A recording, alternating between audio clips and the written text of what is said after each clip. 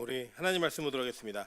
우리 마태복음 22장 1절부터 14절까지 말씀을 가지고 옷을 잘 입어야 구원받는다라고 하는 아주 희한한 제목으로 하나님 말씀 증거하도록 하겠습니다. 이 마태복음 22장에 나오는 이 혼인잔치의 비유는 사실 굉장히 유명한 비유이기도 하지만 오해되는 비유이기도 합니다. 그냥 쉽게 우리는 이 전체 내용과 마지막 절을 기억하면서 아니, 청함을 받은 사람이 맞는데 택함 받은 사람은 적다라고 하는 그 비유의 하나로서 우리가 이해할 때가 많지만 사실 이 안에는 아주 정교하고 그리고 정확한 복음의 이야기가 담겨 있음을 여러분 꼭 기억하셔야 됩니다. 저는 오늘 여러분과 함께 이 말씀을 나누면서 이 말씀이 가지고 있는 예수님의 뜻이 무엇인가를 잘 보셔야 한다라고 생각합니다. 여러분 이제 우리가 비유라고 하는 것의 가르침이 굉장히 좋은 가르침입니다. 근데 이 비유는 특징이 있습니다. 어떤 특징이냐? 잘 알아듣는 사람들에게는 적당한 너무나 적절한 이야기이기도 하지만 반대로 못 알아듣는 사람에게는 아무것도 깨닫지 못하는 이야기입니다. 그래서 비유로 예수님께서 가르치실 때는 그 비유를 통하여 듣는 청자들에게 진짜 들어야 될 내용이 무엇인지를 정확히 이야기하셨고 또 이것을 듣는 사람들 중에는 모르는 사람들은 이게 무슨 뜻이지? 라고 하는 궁금함과 그 비밀을 깨닫지 못하게 하시는 기능이 있었다는 거예요.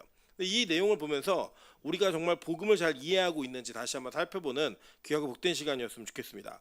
자, 먼저 이 잔치 비유의 내용의 중심이 뭐냐면요, 그 혼인잔치의 주인공이 왕의 아들이었다는 겁니다. 한번 2절 볼까요? 천국은 마치 자기 아들을 위하여 혼인잔치를 베푼 어떤 임금과 같으니 라고 이야기했어요. 그죠? 그러니까 천국이 추구하는 게 뭐냐? 자기 아들을 위한 혼인잔치를 추구하고 있다는 거예요. 여러분 성경은 이것을 우리에게 계속 이야기하면서 증거합니다. 천국 자체는 여러분 누가 중심이냐면 여러분이 중심이 아닙니다. 천국은 하나님이 중심이 된 나라에 우리가 그 중심 되신 하나님과 연결되어져서 하나님 나라의 백성이 되는 것을 이야기하고 있다는 거예요. 마지막 완성을 얘기하는 계시록 21장 22절과 23절 보겠습니다. 성 안에서 내가 성전을 보지 못하였으니 이는 주 하나님 곧 전능하신 이와 및 어린 양이 그 성전이심이라. 그 성은 해나 달의 비침이 쓸데없으니 이는 하나님의 영광이 비치고 어린 양이 그 등불이 되심이라 라고 얘기했습니다. 자, 보니까 뭐라고 얘기냐면 천국의 이 모습을 사도 요한이 가서 본 거예요. 봤는데 이 하나님의 그 하나님 나라에 성전이 없더라는 겁니다. 여러분 이게 굉장히 큰 충격이었어요. 왜냐하면 유대인들의 모든 사상과 종교, 생활, 정치 모든 것들에 집중되어진 곳이 성전이었고 그들은 성전이 없는 삶 자체는 상상도 할 수 없는 존재들이었습니다. 오죽했으면 나라가 망해서 포로로 끌려갔다가 다시 복귀했을 때에 그들이 가장 먼저 시도한 일이 뭐예요? 성전을 재건하는 일이었잖아요. 그 정도로 성전에 그들은 목숨 걸고 있었던 사람들이었습니다. 근데 그렇게 소망하던 성전의 갈망함으로 인하여 천국을 보게 되었을 때 그 천국에 성전이 없더라는 거예요. 자세히 봤더니 그 전능하신 하나님과 어린 양 자체가 뭐예요? 성전이었다라는 거예요. 여러분 그래서 이 세대주의자들이 이야기하고 있는 뭐 제3성전을 건설해야 된다 이런 얘기도 하는 거예요. 성경을 제대로 이해하지 못한 겁니다. 진짜 제대로 이해하면요, 성전은 예수님이시고 그 예수님의 완성되어진 성취로 이 땅에 오신 초림으로 그리고 그 죽으심과 부활하심으로 성전은 이미 완성되었습니다. 아멘. 그래서 우리는 더 이상 성전을 지을 이유가 있어요, 없어요? 없다는 거예요. 그러면 뭐가 성전이냐? 성전 끝났냐? 끝나지 않았어요. 성전은 여전히 존재하고 있습니다. 어떻게 해요? 예수 그리스도라는 그 모형으로 존재되어지고 있고 우리는 거기에 접붙임되고 연결되어지고 한 몸이 되어져서 우리가 뭐가 되는 거예요? 성전이 되는 거예요. 그래서 고린도전서에서 뭐라고 얘기해요? 3장 16절에 우리가 성전이다. 너희 하나님 성전이야 라고 얘기하잖아요. 저와 여러분이 그러한 귀하고 복된 존재임을 깨닫는 은혜가 있었으면 좋겠습니다. 자, 그런데 정확하게 이해하셔야 될 건 뭐냐? 이 성전의 중심이 하나님이라는 거예요. 그리고 예수 그리스도라는 겁니다. 그리고 그 하나님의 나라는 이렇게 우리에게 성취되는 것으로 나타납니다. 계시록 19장 7절부터 9절 여러분 한번 읽어보겠습니다. 시작. 우리가 즐거워하고 크게 기뻐하며 그에게 영광을 돌리세. 어린 양의 혼인 기약이 이르렀고 그의 아내가 자신을 준비하였으므로 그에게 빛나고 깨끗한 세마포 옷을 입도록 허락하셨으니 이 세마포 옷은 성도들의 옳은 행실이로다 하더라. 천사가 내게 말하기를 기록하라. 어린 양의 혼인잔치에 청함을 받은 자들은 복이 있도다 하고 또 내게 말하되 이것은 하나님의 참된 말씀이라 하기로. 자, 여기 보니까 계시록 19장에 오늘 여러분이 읽은 말씀의 내용이 다 담겨 있죠. 그 다 담겨 있는데 이 말씀의 성취가 이렇게 선언되어질 때에 이 성경은 우리에게 뭘 가르치고 있냐? 하나님의 나라는 어린 양의 혼인잔치의 기약이 이르렀을 때 우리에게 임한다는 거예요. 그러니까 우리 모두가 어린 양과의 혼인에 그 참여함으로써 저와 여러분이 예수 그리스도의 신부가 되어서 완성되어지는 그날이 하나님의 그 임재가 있는 날이라고 성경은 우리에게 설명해 주는 겁니다. 그리고 그때 복장이 뭐예요? 빛나고 깨끗한 세마포 옷을 입는데 그 세마포 옷이 뭘 증명하느냐? 성도들의 옳은 행실이라고 얘기하는 겁니다. 자, 여기까지 요렇게 딱 결론만 이해하시면 그 중간에 있는 내용을 통해 결론이 얻어진 게 아니기 때문에 우리가 그러면 예수 믿는 사람의 행실을 잘해야 되나 보다 라고 이해하실 수 있어요. 근데 오늘 이 본문 끝까지 다 들으신 다음에 이것에 대한 결론을 내리시면 좋겠습니다. 자, 그러니까 우리가 일단은 중요하게 여길 거 하나는 이거예요. 여러분, 이 땅에서 우리가 남녀가 만나 결혼하는 문제를 굉장히 중요하게 생각합니다. 물론 중요한 게 맞죠. 그런데 여러분 유념하셔야 될 것은 그 남녀 간의 만남을 통해 이루어진 가정은 영원하지 않다라는 거예요. 여러분, 그래서 제가 이번에도 느낀 건데 제가 그 우리나라에서도 그렇고 홍콩에 가서도 그렇고 필리핀에서도 그렇고 제가 이렇게 얘기했어요. 여러분, 지금의 남편이 천국에 가면 남편이 아니고 지금의 아내가 천국 가면 아내가 아닙니다. 그랬더니 모든 분들이 아멘 이렇게 크게 얘기하셨습니다. 뭐예요? 그만큼 힘들고 어렵다는 거예요. 그러니까 지금 내 남편과 함께 천국 가고 지금 내 부인과 함께 천국 가면 거기 천국 아니라는 거예요. 여러분, 그래 우리 집은 괜찮아. 그건 여러분 개인의 생각이죠. 가끔씩 저희 아내가 그러거든요. 자기는 다시 태어나도 저랑 결혼한대요. 저한테 묻지 않았어요. 저는 동의하지 않았는데 혼자 그렇게 막 얘기합니다. 그리고 이 땅의 결혼 생활이 우리에게 영원한 만족을 주지 못합니다. 어찌됐든 간에. 그런데 중요한 건 뭐냐? 진짜 이 유한한 결혼 생활을 통하여 하나님은 그 한계와 그 제약이 무엇인지를 깨닫고 영원한 나라의 영원한 남편을 사모하게 만드신 거예요. 그래서 그 나라가 어디냐? 하나님의 나라고 우리 남편이 누구다? 예수 그리스도고 우리 모두는 다 하나님의 신부된 거는 겁니다. 그래서 여러분, 천국에 가면 우리는 예수 그리스도의 신부로서의 영광을 누리고 그 영광 가운데 우리가 입어야 될 예복을 입게 돼 있다라는 거예요. 자, 그런데 그렇게 얘기하면서 성경은 우리에게 이 결혼이 무엇을 말하고 있는가를 설명해 줬습니다. 에베소서 5장 31절부터 32절입니다. 그러므로 사람이 부모를 떠나 그의 아내와 합하여 그 둘이 한 육체가 될지니 이 비밀이 그도다. 나는 그리스도와 교회에 대하여 말하노라. 이해되시죠? 이제 그러니까 여러분, 바울이 이 땅의 결혼을 그렇게 중요하게 여기지 않았어요. 뭐 결혼 어떻게 얘기했죠? 결혼했는데 네가 안 믿는 남편이 너랑 살기 싫어하면 그냥 헤어져라. 근데 안 믿는 남편이 너랑 같이 살고 싶으면 같이 살아. 괜찮아. 이게 진짜가 아니라 진짜는 하나님 나라에 있는 그 결혼이 진짜이기 때문이야 라고 얘기하면서 그 결혼식에 하나님의 아들인 어린 양이 신랑이 되는 것을 통하여 그 결혼의 중심이 되는 것을 이야기했고, 그때 화려한 스포트를 받으면서 우리가 신부가 되어서 그 어린 양의 혼인잔치에 하나가 되므로 그 영광을 누리게 될 거라고 성경은 말한 거예요. 여러분, 그래서 이 혼인잔치가 이루어지고 있는데 이 혼인잔치가 이루어지는 과정 가운데 오늘 문제가 생긴 것들을 비유는 가르치고 있습니다. 뭘 가르쳤냐? 이 왕이 자기 아들을 위한 혼인잔치를 벌였는데 원래 오기로 초청되어진 자들에게 초청장을 보냈더니 안 오는 거예요. 그래서 사람들을 보냅니다. 그 종들을 보냈더니 그 종들이 가서 얘기했음에도 불구하고 그들이 오지 않았습니다. 그 오지 않은 이유가 무엇인가 라고 성경을 보니까요, 오늘 이렇게 얘기했어요. 자, 오늘 5절에 보면요, 그들이 돌아보지도 않고 한 사람은 자기 밭으로 한 사람은 자기 사업하러 가고 라고 이야기했습니다. 그리고 그 남은 자들은 뭘 했느냐? 6절에는 그 남은 자들은 종들을 잡아 모욕하고 죽였다라고 이야기해요.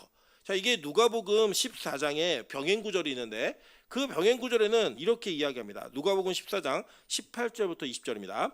다 일치하게 사양하여 한 사람은 이르되 나는 밭을 샀음에 아무래도 나가보아야 하겠으니 청컨대 나를 양해하도록 하라 하고, 또 한 사람은 이르되 나는 소 5겨리를 샀음에 시험하러 가니 청컨대 나를 양해하도록 하라 하고, 또 한 사람은 이르되 나는 장가 들었으니 그러므로 가지 못하겠노라 하는지라 라고 얘기했습니다. 여러분, 제가 인터넷에서 아주 재밌는 또 이렇게 감동이 있는 스토리 하나를 읽었습니다. 어떤 스토리였냐면, 친구가 남자친구 둘이 이제 어렸을 때부터 자란 중마고우인데 이 한 친구가 이제 오래전부터 가난하게 살다가 열심히 일을 해가지고 자기 이제 사업도 좀 일구고 가족끼리 여행을 가기로 딱 작정을 했다라는 거예요. 그 작정을 해가지고 이제 1년 전부터 일본 여행을 딱 작정해놨는데 이게 계획해놨는데 표까지 다 끊어놨는데 그 중마고였던 친구 하나가 갑자기 결혼식 날짜를 신부 측에서 바꾸라고 요구해가지고 그 결혼식이랑 날짜가 겹치게 됐다라는 겁니다. 이게 겹치게 되었는데 그 친구가 이제 못 올 거라고 생각을 하고 결혼을 지낸 건데 친구가 왔더라는 거예요, 결혼식에. 그래서 어떻게 왔어? 그랬더니 뭐라고 얘기냐면 비행기 놓친 김에 그냥 왔어 라고 얘기하더라는 거예요. 근데 실제로 그 비행기를 놓치겠느냐? 여러분 1년 전부터 예약을 해놓고 여행 가기로 한 사람이 당일날 비행기를 늦어서 놓친다라는 거는 정말 극히 드문 일 아니겠습니까? 그러니까 이 친구가 그걸 안 거예요. 아, 나를 위해서 결혼식을 포기하고 결혼식을 오기 위해서 일본 여행을 포기했구나. 그래서 어떻게 해야 할까요? 라고 얘기했더니 댓글이 뭐라 달냐면 그러면 당신이 비행기를 잡아주세요 라고 얘기하더라고요. 놓친 비행기를. 그래서 그 두 친구의 우정이 그렇게 딱 나타나는 거를 글로 쭉 옮긴 거를 보면서 좀 감동을 했습니다. 여러분 잘 보세요. 이 땅에서도 정말 내가 아끼는 친구라고 생각을 하면 내가 1년 전부터 계획해 놓았던 일본 여행이 너무나 많은 돈이 들어갔겠지만 그 일본 여행이 포기할 수 있는 여행이 될 수 있는 거예요. 이건 뭘 결정한 거냐면 친구의 결혼식과 결혼식 뭐 사실 요새 예식장에서 하면 1시간 안에 다 끝나잖아요. 그 결혼식과 내가 오래전부터 가족들과 함께 여행 가기로 잡아놓은 스케줄이 무엇이 더 무게가 있느냐라는 그 견줌이 있었을 때 그는 자기 친구의 결혼식이 더 가치가 있다라고 평가한 겁니다. 자 보세요. 오늘 성경에 나와 있는 이 비유 속에 왕의 아들의 혼인잔치보다 더 귀한 일이 사람들에게 있었다라는 거예요. 그게 뭐냐 봤더니 어떤 사람은 밭으로 일하러 가야 된다라고 얘기했고 자기 사업하러 가야 된다라고 일한 거예요. 누가복음에는 나는 밭을 샀는데 아무래도 이 밭을 좀 돌봐야겠다라고 하는 마음으로 그곳에 갔다라고 얘기했고 야 내가 소를 5개를 샀는데 이거 한번 시험해 보러 가봐야겠다라고 얘기했습니다. 그리고 어떤 사람은 뭐라고 했냐면 나는 장가 들었다 그러므로 가지 못하겠다라고 얘기한 거예요. 여러분 잘 보세요. 지금 이들은 각자 자기 자신의 사업과 자기 자신의 개인적인 노동과 즐거움과 기쁨으로 인하여 진짜 왕의 아들의 혼인잔치보다 그것이 더 가치 있다라고 평가하여서 그 왕의 혼인잔치를 거절하고 거기에 집중했다라는 겁니다. 여러분 이 땅을 살아가는 우리 모두는 사실은 하나님의 은혜 가운데 아까 우리 간증하신 이윤 전사님의 이야기처럼 아바드하는 삶을 살아야 됐어요. 이 아바드하는 삶이 뭐냐? 하나님을 경배하는 삶입니다. 그 경배하는 예배하는 삶 가운데 반드시 필요했던 게 뭐냐면 하나님의 은혜 가운데 안식하라라고 하는 명령에서 그 자기 자신의 노동을 멈추고 하나님을 온전히 예배하는 자리로 나오는 것 그것이 바로 아바드인데 이 인간이 타락하고 난 다음에 어떤 일이 벌어졌냐? 그들이 자기 자신이 나왔던 흙으로 돌아가야만 하는 운명임을 스스로의 삶을 통해 증명하기 시작한 겁니다. 한번 볼까요? 창세기 3장 17절부터 19절입니다. 아담에게 이르시되 내가 내 아내의 말을 듣고 내가 내게 먹지 말라 한 나무의 열매를 먹었은즉 땅은 너로 말미암아 저주를 받고 너는 내 평생에 수고하여야 그 소산을 먹으리라. 땅이 내게 가시덤불과 엉겅퀴를 낼 것이라. 내가 먹을 것은 밭의 채소인즉 내가 흙으로 돌아갈 때까지 얼굴에 땀을 흘려야 먹을 것을 먹으리니 내가 그것에서 취함을 입었음이라. 너는 흙이니 흙으로 돌아갈 것이니라 하시니라. 이게 이야기했습니다. 자 이게 뭐예요? 우리 인간이 흙인데 원래 흙으로부터 왔잖아요. 근데 그 흙에서부터 온 우리 자신이 그 흙으로 돌아갈 수밖에 없는 저주를 받았음에도 불구하고 그 흙에 매여가지고 평생을 산다는 거예요. 그게 뭐예요? 땅지 가치록 지옥을 사는 삶인 거예요. 여러분 그래서 우리가 노동을 한다라고 하는 그 개념 속에요. 여러분이 하나님과의 영광의 그 끈줄을 연결하지 못하면 여러분의 노동질은 다 지옥이 되는 겁니다. 내가 아무리 전문직, 좋은 직장, 편한 직장을 갖는다 할지라도 그곳을 통하여 예배하는 삶이 무너지게 되면 그게 뭐예요? 지옥이라는 거예요. 여러분 그래도 힘들고 지치고 어려운 그 인생의 삶을 살아가면서 직업이라고 하는 영역에 하나님의 영광이 없다? 하나님과의 연결성이 없다? 여러분 되게 괴로운 겁니다. 실제로 여러분의 우리의 삶이 그렇지 않습니까? 일주일을 놓고 봤을 때 6일은 뭐 이제 주 5일 많으니까 주 5일은 직장에서 일하는 시간이 훨씬 많고요. 주일만 예배하는 거예요. 그죠? 그런데 이것을 그냥 단순하게 계산으로 따지면 우리 삶 가운데 노동하는 시간이 더 많아요? 예배하는 시간이 더 많아요? 노동하는 시간이 훨씬 많다고요. 그러니까 그 노동하는 것을 저주받은 자의 노동 2차본으로 가져가면요, 여러분 다 괴로운 인생 사는 겁니다. 그런데 이 노동하는 것을 우리가 아바드라고 하는 영역으로 옮겨버리면 무슨 일이 생기느냐? 저와 여러분은 일주일 내내 예배하는 삶을 사는 거예요. 그 예배 속에서 진짜 하나님께 예배하고 경배해야 되는 주일에는 온전히 하나님을 예배하면서 그 이 땅의 노동으로부터 자유함을 얻는 기쁨을 누리는 겁니다. 그런데 우리는 어떻게 하죠? 내가 열심히 일하다가 피곤하면 당연히 주일은 안 와도 되는 걸로 알고 있어요. 여러분, 그것을 내 마음에서부터 인정하고 주변에서부터 인정받기 원합니다. 내가 얼마나 일주일 동안 열심히 일했는 줄 아세요? 저는 그렇기 때문에 주일날 딱 한 번 예배드리고 집에 가서 쉴랍니다. 여러분, 그게 뭐예요? 그게 이미 마음 가운데 이 하나님을 예배하는 것과 내가 노동하는 것에 대한 무게를 이미 견준 거예요. 나는 노동이 훨씬 중요한 사람이야. 내가 하나님과 예배하는 게 뭐가 중요해? 내가 쉬고 몸이 회복돼야 일을 할 거 아니야. 그 개념으로 그걸 받아들이더라는 거예요. 여러분, 우리 인간은요, 자기 자신의 자아를 실현하는 그 영역을 나의 영역이라고 이야기합니다. 그래서 여러분 잘 보세요. 우리가 왜 자기가 자녀를 낳으면 그 자녀에게 집착을 하나? 여러분, 인간의 집착이 거기에 갈 수밖에 없는 게 뭐냐면요, 나를 닮았기 때문이에요. 내 또 다른 나라는 자아의 확장입니다. 익스텐션이에요. 그냥 내가 이 땅에서 죽어 없어지잖아요, 사실. 그런데 나를 닮은 자녀들이 있고 그 자녀들이 또 나를 닮은 아이를 낳아요. 그럼 그 아이들을 보면서 누리는 기쁨이 뭐냐면요, 여러분, 우리가 아무리 남의 아이가 이뻐도요, 내 새끼보다 절대 이쁘지 않습니다. 이유가 뭐냐면 나라는 자아가 또 다르게 실현되었기 때문이에요. 그런 영역이 또 뭔지 아세요? 여러분, 일하는 일의 영역입니다. 여러분, 왜 사람이 일자리를 잃거나 자기의 직업에서 능력을 인정받지 못하면 자기 자아가 무너지는지 아십니까? 여러분, 왜 명예퇴직 시킬 때 어떻게 시키냐면 일을 안 줘요. 월급은 주는데. 저는 그럼 되게 기쁠 것 같아요. 근데 이제 한량 기질이 있는 몇몇 사람을 빼놓고는요, 그 일을 못 견뎌냅니다. 이유가 뭐냐? 자기의 자아가 실현될 영역이 없는 거예요. 내가 무언가 만들어낸 이 물건이나 내가 무언가 계획해낸 그 사업안이 잘 이루어지고 있을 때 누리는 기쁨이 있어요. 근데 그 기쁨이 사라지게 되면 마치 자기 존재가 없어진 것 같은 그런 느낌을 받게 된다는 겁니다. 그래서 우리가 집착하는 게 뭐냐면요, 내가 내 자아가 실현되고 있다라고 생각되어지는 영역을 우리는 자기의 영역이라고 여기는 거예요. 여러분, 집도요, 내가 내 맘대로 꾸미고 내 영역대로 막 꾸미잖아요. 그 꾸민 걸 건드리는 걸 싫어하는 겁니다. 저도 제 자아의 영역이 있습니다. 집에 가면 어디냐? 제 책상이에요.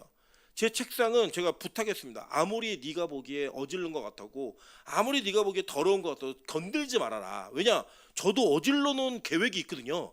어떤 계획이냐면 자주 보는 책은 이쪽에 어질러 놨고요, 가끔 보는 책은 이쪽에 어질러 놨어요. 그래서 찾을 때 거기 뒤지면 다 나옵니다. 제 개념 속에서. 제 개념 속에 여기는 제 자아의 영역이에요. 근데 여기를 누가 건든다? 아무리 제가 보기에 깔끔하게 정리되어 있어도 제가 그 법칙대로 어질러 놓은 법칙이 무너지는 순간 제 자아가 상실된 것 같은 그런 아픔을 누리는 거예요. 여러분, 그래서 사춘기의 아이들이 왜 자기 방에 문을 잠그죠? 그 자아의 영역의 공간이에요. 예. 여러분, 그거 뭐 그런 버릇 고치겠다고 문 떼놓고 막 이러지 마십시오. 그 폭력입니다. 폭력. 인간은 자기가 가지고 있는 기본적인 자아 실현의 영역이 필요한 거예요. 근데 잘 보세요. 그 영역이 하나님과의 관계성, 즉 왕의 아들의 혼인잔치보다 귀하다라고 생각할 때에 이런 문제가 일어나는 거예요. 그래서 여러분 보세요. 지금 얘네들이 뭘 하는 거냐면, 나는 더 바쁜 일 있어, 양해 좀 해. 그런데 그 일이 뭐였냐면, 내 사업이 있고 밭을 샀어. 그리고 나는 소를 샀고 나는 장가 들었어. 여러분, 사실요, 이거요, 지금 이 땅에서 이 현대적 관점으로 이해할 수 있는 일이에요, 이해할 수 없는 일이에요? 이해할 수 있는 일이잖아요. 이해 안 되세요, 이거? 예를 들어서 우리 이렇게 얘기할 수 있죠. 예를 들어 우리 지금 싱글이 누구죠? 우리 민정 간사가 얘기하는 거, 목사님, 남자 쪽에서 주일날 결혼하자고 얘기합니다. 주일날 아니면 결혼식 날짜가 아예 없대요. 라고 얘기하는데, 우리 민정 간사가 그 골드미스잖아요. 골드미스인데 나는 꼭 결혼해야겠습니다 라고 얘기할 때 우리가 야, 그거 안 돼 라고 얘기하면 뭐라고 얘기할 거냐면, 아니 그래도 나이 저렇게 많아가지고 정말 좋은 혼처로 시집 가는데 왜 저걸 막지? 왜 저렇게 못하게 하지? 라고 얘기하는 게 여러분 맞는 일 아니에요? 사업이 바쁘고 너무 어려워서 나 주일날 예배 못 드리러 갑니다. 하나님과 관계를 맺는 게 너무 힘들어요. 라고 얘기하면 여러분 이해할 수 있다고 얘기할 수밖에 없는 게 이 땅의 현실이라고요. 근데 그 현실의 문제를 성경은 너무 정확하게 말한 거예요. 뭐라고 말했느냐? 야, 그렇게 했어? 그 잘라버려. 오지 말라게. 걔네 자격이 없는 자들이야. 라고 얘기했다는 겁니다. 여러분 실제로 성경은요, 우리의 자신의 개인적인 상황과 일들을 절대 양해하지 않습니다. 한번 볼까요? 누가복음 17장 26절부터 30절입니다. 노아의 때에 된 것과 같이 인자의 때에도 그러하리라. 노아가 방주에 들어가던 날까지 사람들이 먹고 마시고 장가들고 시집가더니 홍수가 나서 그들을 다 멸망시켰으며, 또 롯의 때와 같으리니 사람들이 먹고 마시고 사고 팔고 심고 집을 짓더니 롯이 소돔에서 나아가던 날에 하늘로부터 불과 유황이 비오듯 하여 그들을 멸망시켰느니라. 인자가 나타나는 날에도 이러하리라. 여러분 뭐가 양해됐어요? 아무것도 양해하지 않더라는 거예요. 노아의 홍수도 소돔과 고모라의 심판도 그 어떤 상황을 이해하거나 우리에게 여지를 주지 않더라는 거예요. 여러분 그래서 이런 주일날 예배드리는 행위를 단지 주일 하루에 내가 의무적으로 찍어야 되는 예배 시간이라고 생각하지 마세요. 이거는 뭘 고백하는 거냐면 나의 삶 전체가 하나님께 종속되어 있는 삶이고, 나는 무엇보다 이 예배를 귀한 예배로 여기며 하나님과의 관계가 내 인생의 최우선입니다 라는 걸 고백하는 행위라고요. 그 고백 속에 예배하는 겁니다. 저는 여러분에게 주일날 이 예배 시간 자체를 율법적으로 막 준수해라 이런 식의 이야기하는 게 아닙니다. 여러분 우리가 때때로는요, 이렇게 예배할 수, 시간적으로 물리적으로 예배할 수 없는 직업을 가질 수도 있어요. 여러분 우리 아이들 중에 소방관이 나올 수 있을까요, 없을까요? 있겠죠. 경찰이 나올 수 있을까요, 없을까요? 있겠죠. 근데 경찰과 소방관이 주일날 불났다고 안 끄고 주일날 도망간다고 도둑놈 안 잡고 이러면 돼요? 안 되잖아요. 여러분 저는 그런 식의 율법적인 이야기 하는 게 아닙니다. 우리가 살아가는 삶 속에서 진짜 하나님을 예배하는 아바드의 삶을 살 때에 이 예배 자체가 얼마나 귀한지를 알고 그 가치 부여를 하고 있는 저와 여러분의 모습을 하나님은 다 아신다는 거예요. 그리고 여러분 제가 예전에 잘 모를 때는요, 그 목회도 뭔지 모르고 복음이 뭔지 몰랐을 때는요, 이거 율법적으로 지키게 하려고 엄청 노력 많이 했습니다. 막 직장 있는 애들 뭐 주일날 못 지킨다 그러면 다 그만두게 하고, 안 나오면 진짜 막 그 융단 폭격을 퍼붓고 막 이랬거든요. 근데 여러분 그게 진짜 복음을 깨닫지 않고 하나님과의 관련된 믿음이 없으면 아무리 이야기해도 그냥 눈에 보이는 것 때문에 잠깐 순종할 수 있겠지만 마음 진심에서부터요 그렇게 예배하는 모습이 나오지 않더라는 거예요. 여러분 11조도 마찬가지였어요. 저 11조 애들 다 하겠거든요. 안 하면 핍박하고 그 괴롭게 하고 이랬는데요. 여러분 11조도요 자기가 진짜 하나님과의 관계 속에서 모든 게 주님 것입니다라는 고백이 없으면 하나님과 안 받으신다는 걸 제가 알았어요. 알고 나서부터는요 그런 얘기 하지 않습니다. 그리고 내지 말라고 당당히 얘기해요. 이유는 뭐냐면 아니 어차피 내도 하나님 안 받으실 건데. 그럼 제가 사꾼 아니에요. 제가 사기꾼. 여러분 그 내면 복 받습니다. 내면은 잘 됩니다. 그렇게 얘기하는 식으로 11조를 여러분의 헌금으로 이끌어내고 싶지 않더라는 거예요. 왜냐? 하나님과의 올바른 관계를 형성하는 건데. 그래서 여러분 진정한 11조는요 자기 소득 전부가 하나님 것이라고 고백하는 그 믿음이 기반되어야지만 출발할 수 있는 시점이에요. 그래서 여러분 뭐 11조를 속인다, 11조 액수 속인다, 저 그런 거 체크하지도 않습니다. 왜 안 하냐? 그걸 체크해서 뭐 하겠어요? 자기 마음에서부터 안 되는데 제가 월급 명세서 다 띄우라 할 것도 아니고. 그리고 그렇게 드린다 한들 하나님 기뻐하지도 않으시고요, 받지도 않으세요. 그것만 가르쳐 드리는 거예요. 그러면 우리가 이 땅에서 무엇이 가장 소중한 것인가, 이거를 이해할 수 있으셔야 된다는 거예요. 여러분 이 거절의 이유들은요 우리는 이해할 수 있어요. 근데 하나님은 양해하지 않으시더라는 거예요. 임금은 그것을 절대 양해하지 않으시더라는 거예요. 여러분 얼마 전에 우리 그 미나영 전사님이 자기 동생이 주일날 결혼하지 않았습니까? 주일날 동생이 결혼했을 때 저희 얘기했어요. 가야 어떻게 하죠? 라고 막 그 흔들림이 있더라고요. 제가 처음에 얘기했습니다. 가지마. 안 가는 게 믿음이야. 여러분 그것 때문에 사실은 뭐 이거 얘기해도 다 들으시겠지만 뭐 다 아는 얘기지만 미나영 전사님 혼인신고를 일찍 한 이유 중에 하나가 그것도 있어요. 예, 쫓겨나면 도망가려고 그 집으로 들어가려고 그럴 수도 있어요. 하나님이 귀한 은혜를 베푸셔갖고 집안에 전쟁이 일어나가지고 아무도 그걸 신경 쓰지 못하게 하는 그런 은혜를 주셨습니다. 여러분 근데 잘 보세요. 저는 뭘 믿냐면 이걸 믿어요. 하나는 우리 미나영 전사님이 그런 행동, 즉 하나님의 믿음의 삶을 살았을 때에 하나님께서 그의 예배를 인정하신다라는 저 기쁨이 있어요. 또 한 가지 뭐가 있는 줄 아세요? 안 믿는 가족들이 이제 누나의, 이제 언니의, 이제 우리 딸의 주일은 아무도 손대지 못해 라고 하는 확신이 생긴 거예요. 여러분 이게 타협이 됐으면 계속 요구된다니까요. 야 너 지난번에도 빠졌는데 뭘 이번에 왜 안 돼? 이거 뭐가 안 된다고? 지난번에도 그랬잖아. 한 번의 타협이 자꾸 그걸 무너지게 만들더라는 거예요. 근데 이제는 주변에서 다 아는 거예요. 동생 결혼식도 안 가? 그러면 당연히 뭐 주변 친구들의 결혼식 안 가는 거죠.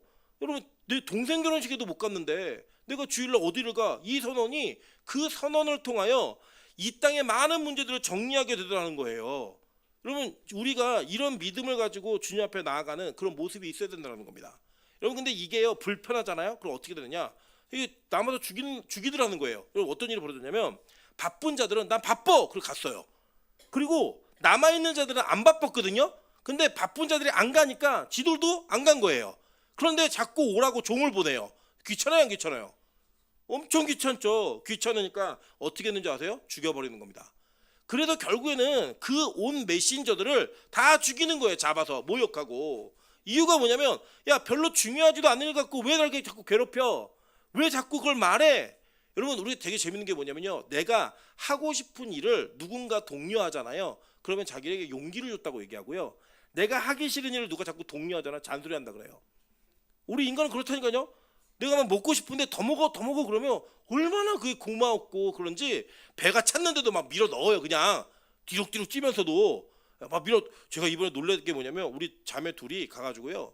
이제 은혜로운 것만 막 다 얘기했는데 먹는 걸 얼마나 잘 먹는지 아침 먹고 그 필리핀 사람은 하루에 5끼를 먹습니다. 그러니까 아침 먹고 메리엔다 간식을 먹고요. 점심 먹고 메리엔다를 먹어요. 그리고 저녁을 먹습니다. 근데 그중에 저녁을 제일 풍성하게 먹어요. 근데 거기에 저희 자매 둘이 다 따라가던 그 페이스를. 심지어는 필리핀 사람들은 이제는 더 못 먹고 차만 마시겠다는데 케이크를 또 사오는 거예요. 제가 볼 때는 저는 귀신 들렸는 줄 알았습니다. 필리핀에서 너무 많이 먹어가지고. 근데 이렇게 먹는 것들을 막 먹으면서 자기가 내가 하나님 앞에서 무엇을 하고 있는 존재인지를 잃어버리면 사실 그게 되게 무리가 됐을 거예요. 근데 저는 그렇지 않고 자기들이 사역적인 부분들의 은혜를 누리면서 일을 해왔기 때문에 저는 뭐 그게 큰 어려움이라고 생각하지 않았습니다. 근데 보면은 지금 자기 자신이 독려될 때는 하고 싶은 걸 독려될 때는요 그게 뭐 힘들지가 않은 거예요. 근데 여러분 보세요. 먹기 싫은데 먹게 하잖아요. 자꾸 먹으라고 얘기하잖아요. 되게 짜증냅니다. 왜 짜증냐? 내가 하기 싫은 일이기 때문에 그래요. 근데 우리가 보세요. 말씀을 지키려는 의지가 있잖아요. 그러면 말씀이 우리에게 들려질 때 그걸 감사와 은혜라고 여겨요. 근데 반면에 내가 순종하고 싶지 않잖아요. 그럼 그 말씀이 들릴 때마다 되게 폭력적이라고 생각이 됩니다. 그래서 여러분 어떤 때 설교를 듣다 보면 은혜가 된다라고 얘기했는데 어떤 때 부담스럽다라고 하는 것은 성경 말씀 자체가 왔다 갔다 하기 때문이 아니에요. 여러분 마음이 왔다 갔다 하기 때문입니다. 그래서 여러분 바쁜 일이 없었던 자들은 자꾸 동료가 되는데 가기 싫어요. 그럼 어떻게 해요? 이들을 죽여버리더라는 거예요.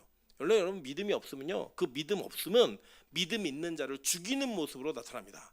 왜냐? 그 양심의 찔림이, 그 양심의 어려움이, 불편함이 그 소리를 듣지 않는 데까지 가는 것을 원하기 때문이에요. 한번 보세요. 요한복음 8장 44절에 이렇게 얘기합니다. 너희는 너희 아비 마귀에게서 났으니 너희 아비의 욕심대로 너희도 행하고자 하느니라. 그는 처음부터 살인하는 자요 진리가 그 속에 없으므로 진리에 서지 못하고 거짓을 말할 때마다 제 것으로 말하나니 이는 그가 거짓말쟁이요 거짓의 아비가 되었음이라 라고 얘기합니다. 마귀의 정체가 뭐예요? 거짓말장이고 욕심쟁이라는 거예요. 그리고 살인자라는 거예요. 그래서 여러분 우리가 믿음의 혈통, 불신앙의 혈통 이런 걸 얘기하는데요. 성경은 혈통을 얘기하지 않았어요. 여러분 가인과 아벨이 누구의 혈통이에요?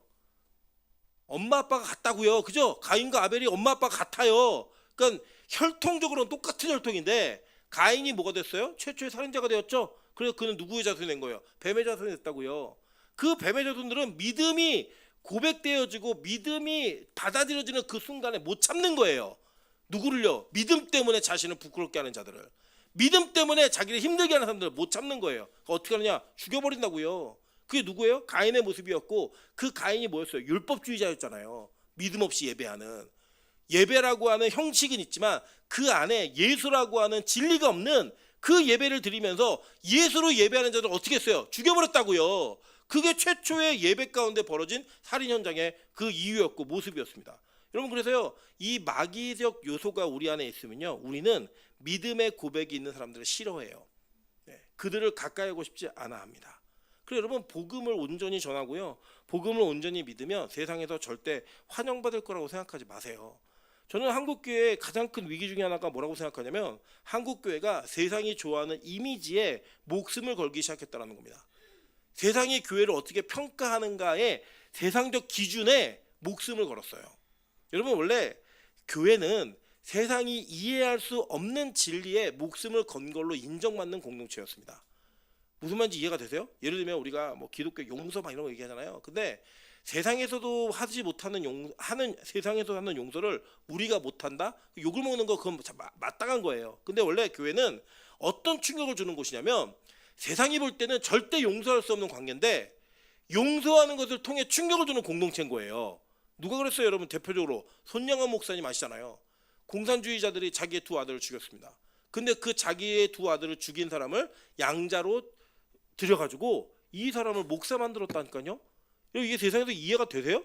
안 되잖아요. 근데 그 일을 하니까 기독교는 우리가 이해할 수 없는 종교야 라고 말하면서 기독교의 가치를 인정하는 거예요. 이해되세요? 무슨 말인지? 근데 우리가 지금 세상이 원하는 인본주의적 요소들을 교회 안에 들여와서 그 인본주의적 요소가 교회를 지배하게 만드는 걸로 교회가 인정받고 싶어 한다고요. 세상에서 갖는 영향력 우리도 있어. 우리도 그거 할 수 있어. 세상에서 말하고 있는 높은 위치 높은 자리 우리도 그거 할 수 있어. 우리 교회 변호사가 얼마나 많은 줄 알아? 우리의 검사 판사가 얼마나 많은 줄 알아? 이걸 가지고 교회의 존재 증명을 하려고 노력하더라는 겁니다.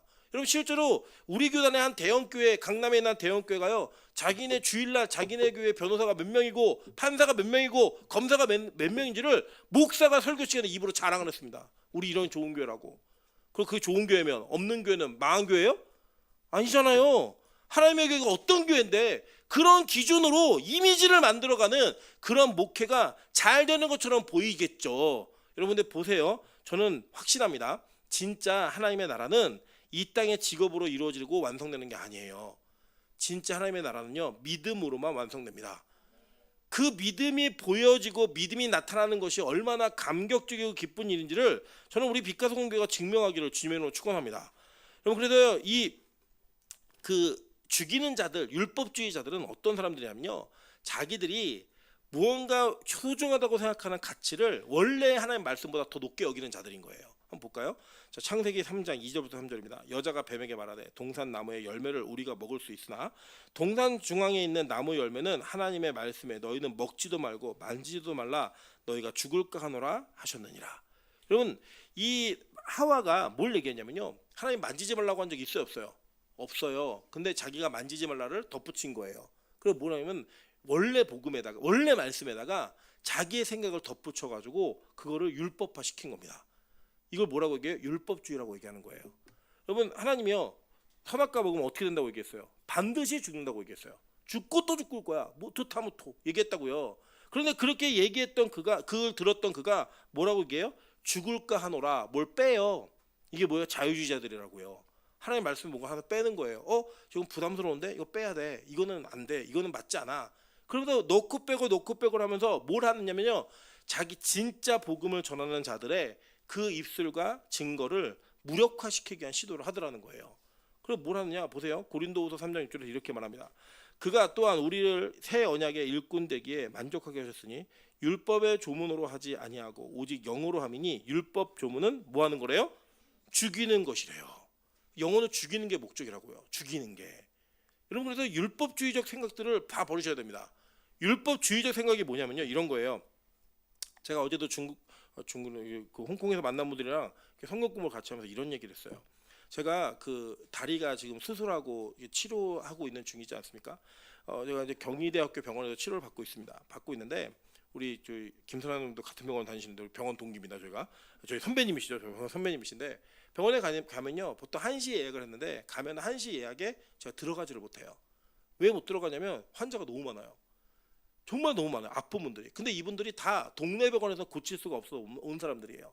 그래서 그 치료를 받고 뭐 저도 사실 이게 병원비가 좀 어마어마하게 나오지 않았습니까? 보험이 없으면 큰일 날 뻔했는데 그렇게 돈을 내면서도요 그 병원을 다 몰리는 거예요. 이유가 뭐냐면 병원은 환자가 있어야 돌아가고요. 그 환자가 많아야 병원은 역할을 다 하는 거예요. 병원에 갔는데 환자가 하나도 없네. 그 이 병원은 장기가 어떻게 되는 거예요? 망하는 거예요. 그냥 앞으로 망할 게 예정돼 있는 거라고요. 그러면 병원이 이 사람을 고치는 그 의술을 가지고 더 좋은 의술을 가지고 있으면 더 많은 사람이 몰릴까요? 아니면 더 적은 사람이 몰릴까요? 더 많은 사람이 몰리는 게 맞는 거예요. 그건 정확한 겁니다. 그러면 교회는 영적 병원이잖아요. 그 영적 병원에는 누가 와야 돼요? 에?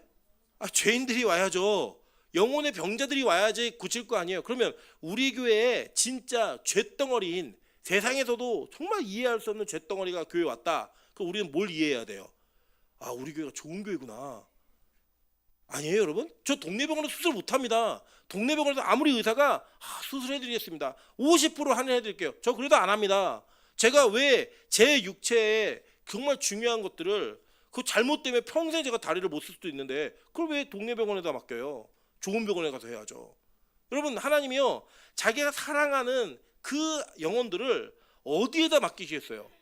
좋은 교회에 맡겨야죠. 내가 사랑하는 영혼인데 이 영혼이 너무 병들었어요. 너무 이 병이 중해가지고 이거 일반 교회에서 고칠 수가 없어요. 그럼 어디다 맡기는 거예요? 좋은 교회에다가 맡기시는 거예요. 할렐루야. 여러분, 저는 우리 빛가도공교회 진짜 죄인들이 오기를 소망합니다. 여러분, 이 땅에 그냥 그 뭐 소소한 죄 짓고 사는 사람들도 많이 계시잖아요. 근데 우리 교회는 정말 죄인 중에 죄인들이 왔으면 좋겠어요. 왜요? 빛가도공교회는 그 죄인을 감당할 수 있는 병원인 거예요. 영적 병원. 좋은 병원 아니에요, 그러면. 근데 우리 뭐 하죠? 눈에 율법주의 가지고 사람들 평가해요. 너는 이래서 우리 교회 오면 안 돼. 야, 쟤는 저래서 우리 교회 안 왔으면 좋겠어. 저 인간은 저러고도 예배를 드리러 오네? 여러분, 그게 좋은 교회라고요. 그게 진짜 교회의 본질적인 모습인 겁니다. 여러분, 저희 시간이 많이 없는데 잘 급하게 넘어갈게요. 잘 보세요. 그래서 마태복음과 누가복음에서 초청된 자들을 소개해 주는데요. 되게 재밌어요. 잘 읽어보세요. 마태복음은 악한 자나 선한 자나 상관없다는 거예요. 다 데리고 오라는 거예요.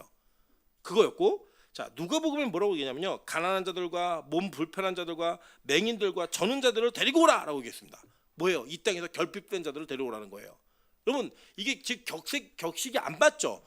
그 왕의 혼인잔치, 왕의 아들의 혼인잔치인데 왕이 원래 초청했던 사람들은 그래도 사기 사업하고요, 자기 밭이 있고 소 사고 장가 들고 시집가는 이런 사람들이었다고요. 근데 그 사람들이 다 거절했어요. 거절하니까 왕이 결국 내린 결정이 뭔지 아세요? 야, 죄인이건 의인이건 상관없어, 다 데리고 와. 다리가 절건 뭐 눈이 안 보이건 뭐 몸이 불편하건 상관없어, 다 데리고 와. 다 데리고 오는 거예요, 다. 그러니까 지금 여기에 온 사람들은 자기의 자격으로 온 사람들이에요? 아니면 그냥 하나님이 강권하여서 부르신 자들이에요? 강권하여 부른 자들이에요. 자격이 있어도 온 자들이 아니라고요. 보세요. 뒤에 뭐라고 얘기해? 누가복음 23절 24절 같아요. 산 울타리가로 나가서 사람들을 강권하여 데려다가 내 집에 채우라. 내가 너희에게 말하노니 전에 청하였던 그 사람들은 하나도 내 잔치를 맛보지 못하리라 하였다 하시니라. 강권해서 데리고 온 거라고, 강권해서. 그러니까 여러분, 뭐냐, 하나님 나라는 여러분이 가지고 있는 자격 조건이나 내가 가지고 있는 신분에 의해서 그곳에 들어가고 안 들어가고가 결정되는 게 아니라 하나님의 강권함으로 결정된다는 거예요. 근데 우리는 그걸 이해 못하는 거죠. 죄인들하고 먹고 마시네, 창기들과 세리들과 놀고 앉아있네, 이걸 얘기하는 거예요. 그럼 그래서 뭐 했어요? 이 바리새인들은 자기들의 의로움과 그 세리와 창기들과의 부정함이 연합될 수 없다고 생각했어요. 그래서 그들을 멀리했다고, 기본적으로. 그래서 예수님이 이 땅에 오셔서 세리와 죄인들과 말씀을 나눌 때 뭐라고 말했냐면, 야, 저거는 먹고 마시기를 즐기는 놈이야.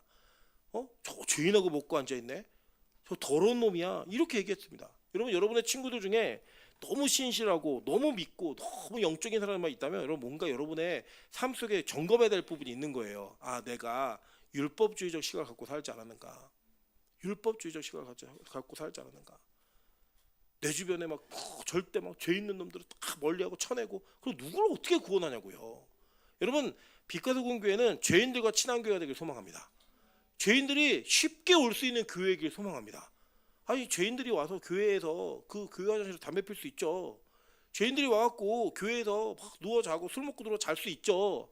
그때 우리가 술 먹은 놈이 어디 교회 들어와, 이게 아니라 더 먹여주세요. 더. 그래 나중에 성령에 취하면은 나중에는 못 먹을 텐데 마치금 많이 먹어라. 여러분 그렇게 우리가 자신감이 있어야 될 거예요. 자신감. 빛과 소금 교회 안에 있으면 반드시 고침받는다. 반드시 취함받는다. 저는 그 자신감이 있습니다. 예배로 승부 볼 수 있다는 자신감이 있어요. 여러분 그래서 우리 교회가요 앞으로 좀 우리 이제 17일 날 믿지 않는 부모님들 초청할 거예요. 좀 여러분 기도해 주세요. 하나님 믿지 않는 부모들이 아이를 보러라도 교회 한번 밝게 해주세요. 여러분 여러분의 자녀 친구분들 주변에 전도하고 싶은 분들에게 좀 전도를 잘 해주세요. 어떻게 전도하시냐면요 괜찮아요. 정말 괜찮아요. 그냥 이렇게 전도하세요. 야 우리 교회 그날 맛있는 거 먹어. 괜찮아요. 어차피 와서 들을 게 복음이니까. 예, 그 맛있는 거 먹는 거예요. 그 뭐 맛있는 거 뭐냐 말씀 먹는 거죠. 제가 예전에 청년부 애들 꼬신다고요. 야 목사님 회 사줄게. 그래서 딱 모였어요. 기도회 했어요. 기도회 회 그런 거 얘기하니까 막 나한테 막 반란 일어나고 막 소리치고 막 이랬는데 그럼 뭐예요? 그게 다 그렇게 모여가지고 예배 드리는 거예요 그냥. 여러분 그때 우리가 어떤 미끼로 던질 만한 것들 던질 때 여러분 그 던지는 것을 통하여 진짜 먹어야 될 것이 무엇인지를 알려주는 거예요. 2부 설교하면 안 되는데 어쨌든 여러분 이게 뭐냐면 그렇게 이야기된 강권함으로 말미암아 여러분 우리가 볼 때는요 저런 쓰레기를 그런 쓰레기들 안에 모으시는 거예요. 왜요? 이 왕의 혼인잔치에는 왕의 권한으로 너희들 다 부른 거야. 이걸 증명하기 위해서. 자 그런데 아주 재밌는 장면이 일어납니다. 왕이요 이 혼인잔치를 꽉 채워놓고 들어오다가 예복을 입지 않은 한 사람을 만나요. 자 이게 제가 이제 그 예전에 이거 잘 해서 문화적인 해석을 하셔야 돼요. 어떤 해석을 하셔야 되는 거냐면 저도 예전에 이 본문을 보면서 야 그 왕의 혼인잔치를 가면 좀 차려입고 갔어야지 안 차려입고 가니까 이게 문제가 되나 보다라고 생각을 했어요. 근데 그게 아니에요. 잘 보세요. 고대에 왕의 결혼식에 초청받는 자들에게는 왕이 뭘 줄까요? 저희 아내가 그 경희대에서 수업을 이렇게 하고 있잖아요. 근데 경희대학교에 중국 유학생이 그렇게 많아요. 제일 많아요 우리나라에서. 그리고 그 중국 유학생들 가운데 제일 많은 학생들이 들어와서 공부하는 과가 저희 아내가 가르치는 과예요. 근데 중국에서 저희 아내 학교에 그 유학을 올 정도면 부잣집 애들입니다. 그래서 한 번은 어떤 아이가 보이스피싱 당했다고 막 울면서 얘기하는데 5천만 원에 보이스피싱 당했다고 막 저희 아내한테 위로를 받길 원하는데 저희 아내는 통장 5천만 원이 없는데 얘는 학생인데 5천만 원을 보이스피싱 당한 거예요. 그런 일을 보면서 얘네들 얼마나 부자인지 그런 것들을 좀 경험했는데 이번에 어떤 한 형제자매가 유학을 와가지고 만난 거예요. 서로 결혼을 하겠다고. 이제 그래서 결혼을 5월달에 하나 봐요. 하는데 뭐라고 얘기했냐면 교수님네 가정을 다 초청해 줄 테니까 오라는 거예요. 비행기표도 해주고 그리고 그 숙소도 다 해주고 관광도 다 시켜드릴 테니까 오라는 거예요. 그냥 안타깝게도 토요일 주일이 껴가지고 못 가는 거예요. 예, 못 가는데 그러면서 자기 주변의 동기 친구들한테 비행기 표만 너네가 해와라. 그리고 숙소는 우리가 다 해줄게. 그러면서 결혼식 초청했습니다. 잘 보세요. 제가 이 얘기 왜 했나? 부자도 자기의 결혼식을 할 때 손님들을 초청해가지고요. 거기에 합당한 대우를 해요. 자기가 할 수 있는 영역에서. 이해되세요? 무슨 말인지? 자 그럼 왕이 초청을 했는데 옷을 안 보냈겠어요? 왕이 초청했는데 옷을 안 보냈겠냐고요. 야 너희들 길거리 가서 사람들 데려오는데 그 길거리에서 들어온 사람들 잔치 자리에 앉게. 근데 그들이 길거리에 있다 보면 노숙자도 오겠죠. 몸이 불편한 데도 있으니까. 그러면 그 사람들에게 옷을 입히라는 얘기 안 했겠냐고요. 100% 했습니다. 100%. 근데요 그 옷을 안 입고 들어온 거예요. 그 옷을 입지 않은 거예요. 근데 이 옷이 뭐냐? 자 우리 교회는 결론만 말씀드립니다. 그 옷이 성경은 뭐라고 얘기하면 예수 그리스도라고 말하는 거예요. 볼게요. 창세기 3장 21절입니다. 여호와 하나님이 아담과 그의 아내를 위하여 가죽옷을 지어 입히시니라. 가죽옷을 아담과 하와가 동물 잡아서 가죽 가지고 입은 게 아니에요. 하나님이 지어서 어떻게 하셨어요? 입히셨다고요. 그죠? 입히셨어요. 보세요. 창세기 27장 15절부터 16절입니다. 리브가가 집안 자기에게 있는 그의 맏아들 에서의 좋은 의복을 가져다가 그의 작은 아들 야곱에게 입히고 또 염소 새끼 가죽을 그의 손과 목에 매끈한 곳에 입히고. 그러니까 원래 이 야곱은 자격이 없는 자예요. 장자권을 받을 수도 없고 그 장자권을 근거로 한 축복을 얻어낼 수도 없는 부끄러운 자라고요. 근데 그에게 뭘 입혀요? 장자의 옷을 입히고, 그죠? 가죽 털을 갖다 붙이죠. 그거로 그는 자격 있는 자가 된 거예요. 여러분 성경에 나오는 선지자들을 묘사할 때 선지자들 어떻게 묘사하나 볼게요. 왕하 열왕기하 1장 8절입니다. 그들이 그에게 대답하되 그는 털이 많은 사람인데 허리 가죽띠를 띄었더이다 하니 왕이 이르되 그는 디셋 사람 엘리야로다. 그러니까 엘리야가 털이 엄청 많은 거였어요. 그리고 막 가죽띠 띄고. 근데 이 엘리야가 신약에 재현되어질 때에 그 엘리야가 누구예요? 세례 요한이었죠. 자, 세례 요한 볼게요. 자, 마태복음 3장 4절부터 6절입니다. 이 요한은 낙타 털 옷을 입고 허리에 가죽띠를 띠고 음식은 메뚜기와 석청이었더라 라고 얘기해요. 그리고 여러분 이게 뭐냐면 가죽 옷을 입은 자들의 모습이 뭔지를 성경은 계속 보여주는 거예요. 그러면서 그 가죽 옷을 입은 자에게 뭘 받아요? 세례를 받아서 옛사람을 벗고 새사람을 입는 자들이 되는 겁니다. 여러분 그래서 그 영적 전신갑주 입는 거 있잖아요. 전신갑주도 누가 입던 옷이에요? 하나님이 이사야 59장에 입었던 하나님의 옷이에요. 그 하나님의 옷을 신약의 백성들에게 입히시는 거예요. 그것을 보고요. 갈라디아서 3장 27절에 바울은 이렇게 얘기합니다. 누구든지 그리스도와 합하기 위하여 세례받은 자는 뭘 입으래요? 그리스도로 옷 입었느니라. 그리스도로 옷 입는 거예요. 자 보세요. 가난한 자들 그리고 결핍된 자들, 환자들, 병자들이 길거리에 있다가 잔치에 초청받았어요. 그리고 그 잔치에 초청받은 자들에게 왕은 옷을 입힌 거예요. 그 옷이 누구예요? 예수 그리스도. 그 옷이 입혀졌을 때 보세요. 자, 그것을 성경은 그들의 옳은 행실로 평가한다는 겁니다. 이해되세요? 그러니까 이 비유는 일맥상통한 비유라고요. 예수님이 마지막 고난 주간에 복음을 가르치시고 십자가를 지시기 위한 사명을 향해 나아가시면서 너희가 무엇으로 구원받는가를 계속 연속적으로 가르치시는 거예요. 이거를 우리가 선한 일을 하고 착한 일을 해가지고 천국에 들어갈 만한 합당한 열매를 맺어야 된다라고 가르치면 복음을 잘못 가르치는 거라고요. 이거는 예수 그리스도를 옷 입으라고 얘기하는 겁니다. 그 옷을 입은 자들만이 그 잔치에 참여할 수 있는 자격이 있다는 거예요. 이 옷이 어떤 옷인지 아세요? 계시록 7장 13절부터 14절입니다. 다 같이 읽어보겠습니다. 시작! 장로 중 하나가 응답하여 나에게 이르되 이 흰옷 입은 자들이 누구며 또 어디서 왔느냐 내가 말하기를 내 주여 당신이 아시나이다 하니 그가 나에게 이르되 이 큰 환난에서 나오는 자들인데 어린 양의 피에 그 옷을 씻어 희게 하였느니라. 아멘. 자, 우리가 아까 계시록 19장 얘기했죠. 이 세마포 옷은 성도들의 옳은 행실이로다 라고 얘기할 때 그들이 빛나고 깨끗한 세마포 옷을 입었다고 얘기했잖아요. 그죠? 근데 계시록 7장에서 뭘 가르쳤냐면 이 빛나고 깨끗한 흰옷 입은 자들은 어린 양의 피에 그 옷을 빤 자들이 그 빛나고 깨끗한 세마포 옷을 입는 자들인 거예요. 아멘. 여러분 그래서 우리의 행실과 우리의 모든 것들은 예수 그리스도로 말미암아 완성되는 겁니다. 그 완성됨 속에서 우리에게 드러난 증거가 뭐냐? 우리가 예수라는 옷을 입고 그 옷 때문에 우리가 선한 자라고 하는 칭함을 받는 거예요. 우리 원래 선한 자가 아니라 그 옷을 입었기 때문에. 그래서 오늘 설교 제목이 뭐예요? 옷을 잘 입어야 구원받는다. 예수를 옷 입어야 구원받습니다. 오늘 장로님께서 기도하시기 전에 새 옷을 입고 오신 거예요. 설교 제목과 맞는 영빨을 가지고 오신 거예요. 맞아요. 우리가 새 옷 입는 거 좋죠. 주일날 옷을 정중하게 입는 거 맞죠. 그런데 더 중요한 거 뭐냐? 여러분 예수 그리스도로 옷 입는 예배를 드리셔야만 합니다. 그래야 그 예배가 여러분의 영혼이 하나님 나라에 들어갈 수 있는 자격을 부여받을 수 있게 만든다는 거예요. 여러분 절대 선한 행실을 증명하며 살려고 노력하지 마십시오. 율법주의자입니다. 여러분이 얼마나 선한 사람인지를 증명하기 위해 여러분의 열심과 노력과 봉사와 헌신과 여러분의 예배를 사람들에게 자랑하는 거리와 수치로 만들지 마십시오. 여러분 그것은 여러분 옷을 잘 못 입는 거예요. 진짜 옷을 잘 입는 거는요 예수로만 옷 입는 자가 되어서 그 예수 때문에 감격하고 예수의 보혈 때문에 그 예배가 나에게 감격이 되는 은혜를 잃지 않으셔야 된다는 겁니다. 우리 빛과소금교회가 그런 교회 되기를 주님의 이름으로 축원합니다. 이 시간 같이 한번 찬양으로 기도합니다. 우리 사랑한다 말하신다는 찬양인데요. 이 찬양의 그 후렴구에 보면요 이런 가사가 있어요. 이제 나는 옛사람 아니여 사망에서 건지신 주의 자녀이니 그 한없는 주의 사랑 안에 기쁨으로 걸어가겠네. 여러분 이 옛사람을 벗고 새사람을 입는 것이요 어떤 의미냐면요 예수로 완전히 새롭게 태어나서 새로운 옷을 입는 존재가 되었다라는 거예요.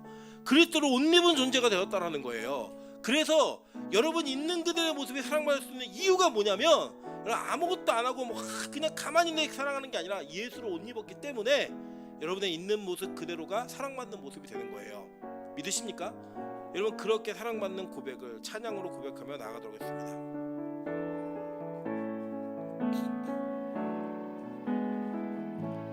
아무런 자격도 없는 나를 위해 아무런 소망도 없는 나를 위해 사랑한다 사랑한다 사랑한다 말하시네. 이 낮은 날 위해 이제 나는